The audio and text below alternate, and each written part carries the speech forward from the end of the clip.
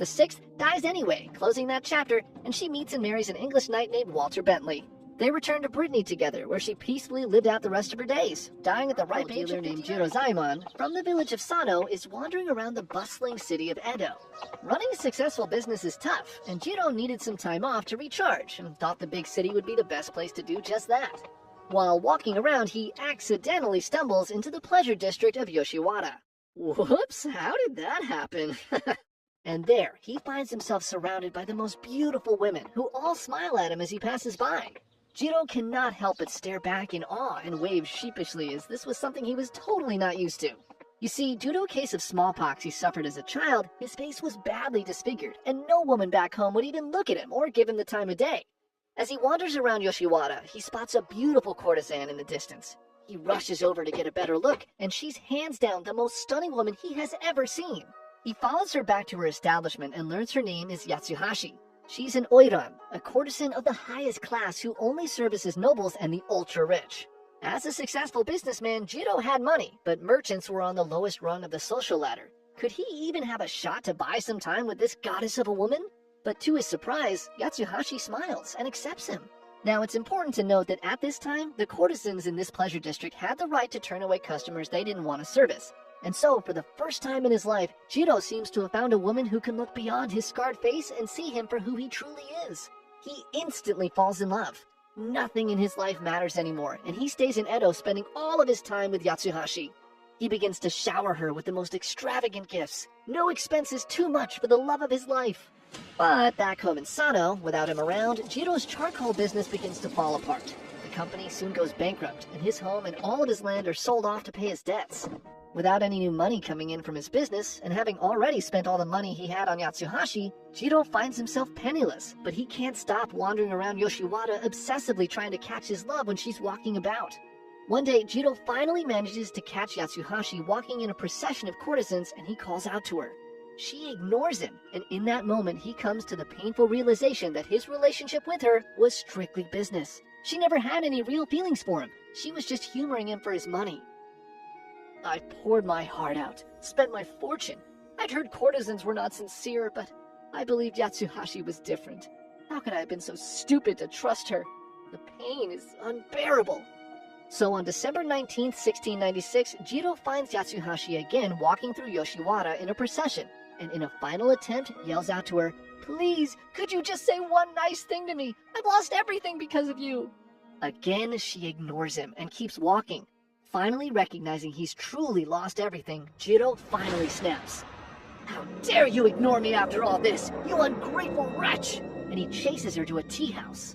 Yatsuhashi is quickly escorted inside, but Jiro barges his way in and draws a short sword.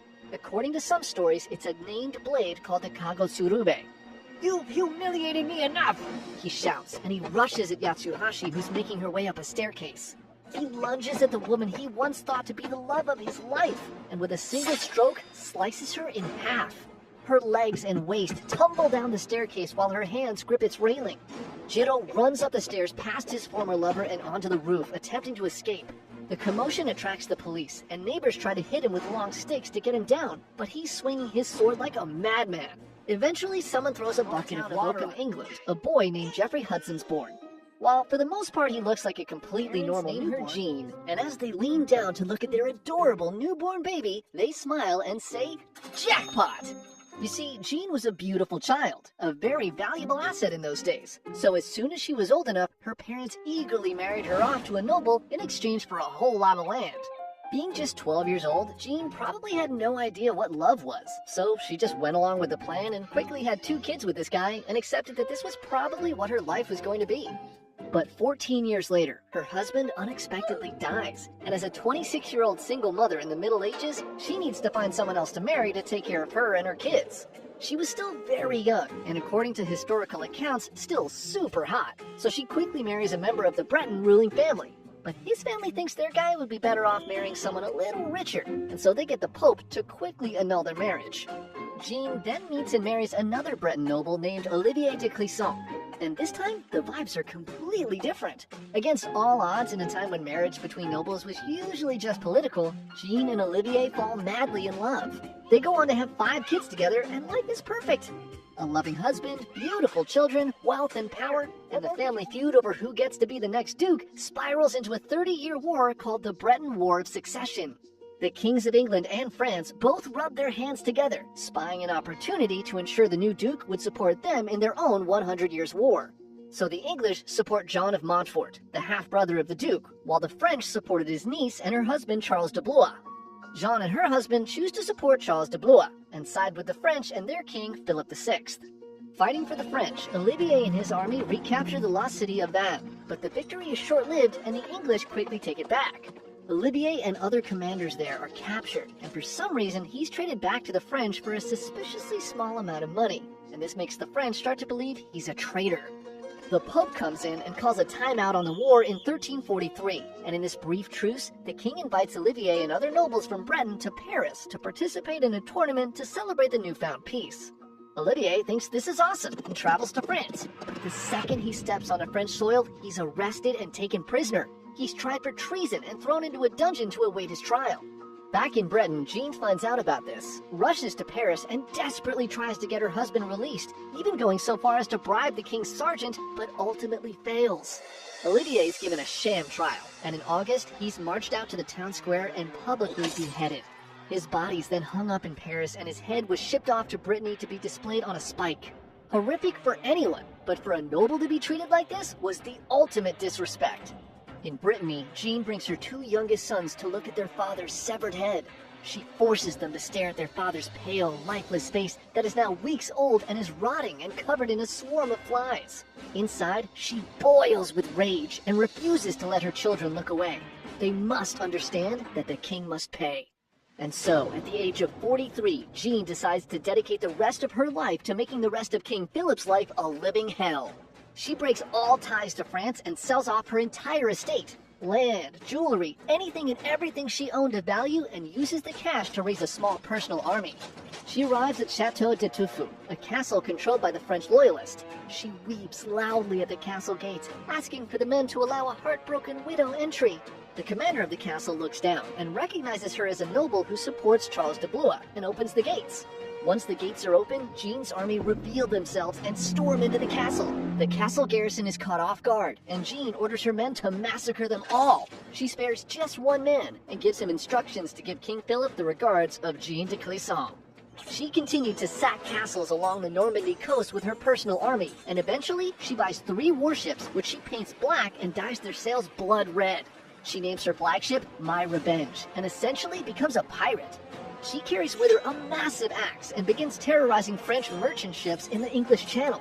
Her tactics are brutal, as she's not so interested in looting. Her only goal is revenge on the French. The crew of every ship she targets is slaughtered, and she personally beheads every French nobleman she finds with her axe. Only one witness on each ship is left alive to tell the story of what had happened.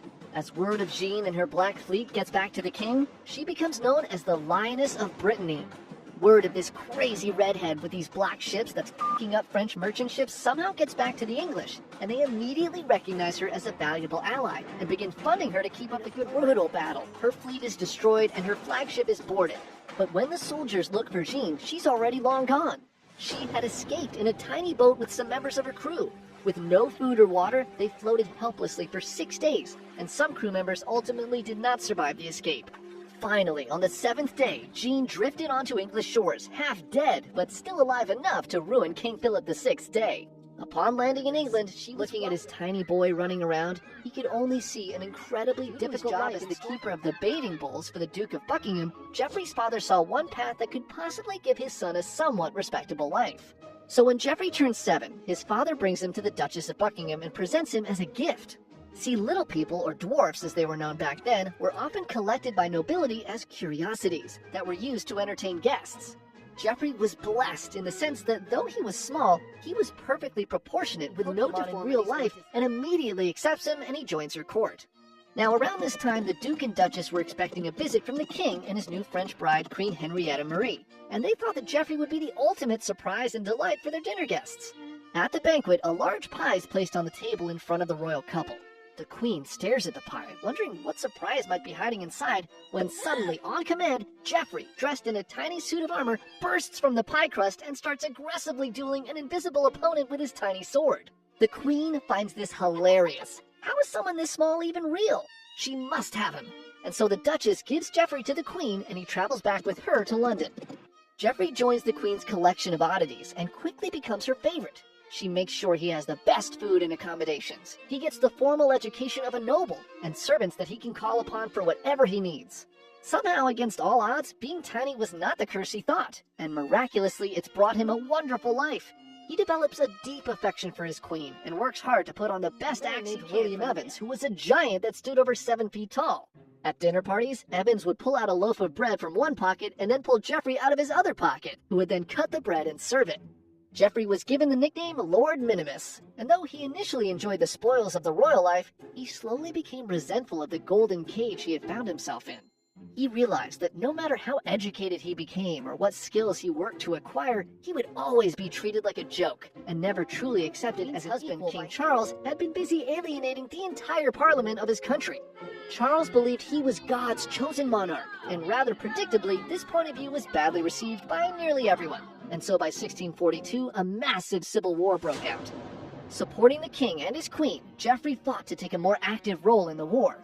He pleaded with the queen for an official position in the royalist army, arguing that he was an expert horseman and a crack shot. The queen eventually gives in and appoints the now 23-year-old Geoffrey to captain of the horse. While many in the court saw this as a joke, Geoffrey didn't care to her homeland of France, bringing Geoffrey with her. In France, court life resumes in much the same fashion as before the war, but Geoffrey has no intentions of returning to the life of an oddity. He was now Captain Geoffrey Hudson. Lord Minimus was gone, and he made it clear to everyone that he would not tolerate any further mockery. Any man who insulted him would pay with his life. A man named Charles Crofts thinks that Geoffrey's declaration of dignity is all an act and bursts out laughing. No one knows what Crofts said to Geoffrey, but it pissed him off, and he challenges Charles to a duel. Still laughing, Charles accepts this challenge from the great Lord Minimus, thinking this is all a part of a joke that will have a huge punchline in the end. But Geoffrey was not f***ing around at all. The date of the duel is set for October, and it would be conducted with pistols on horseback. On the day of the duel, when it came time for weapons to be presented, Geoffrey pulls out his tiny custom pistol. Crofts snickers, reaches into his pocket, and dramatically reveals a squirt gun, earning applause and laughter from the crowd. But Geoffrey was done being laughed at. He tightened his grip on his pistol and orders for Crofts to be handed a real gun. Crofts is quickly outfitted with his own pistol and was like, "Wait, are you for real?" The two men then mounted their horses, ride to a distance, and face each other. The signal is given, and they each charge forward. Crofts fires first, missing Geoffrey's small frame, and with laughter from the crowd echoing in his ears, Geoffrey raises his pistol, aims, and fires. His bullet strikes Crofts in the middle of his forehead and sends him toppling backward off his horse, dead before he hits the ground. Bro, that's not funny at all. The crowd is shocked into silence. The Queen's dwarf has just murdered at the last possible moment by Queen Henrietta, who negotiates for him to be exiled instead of executed. And so she and Geoffrey say their final goodbyes and he sails off from France. Geoffrey soon learns just how good life was, being laughed at as one of the Queen's curiosities when he's quickly captured at sea by Barbary pirates. He's sold into slavery and spends the next 25 years as a slave in North Africa. He finally escapes and makes it back to England just in time for a severe anti-Catholic purge, and is thrown into prison for 2 years for being Catholic. 69, leading some to suspect that the Queen safely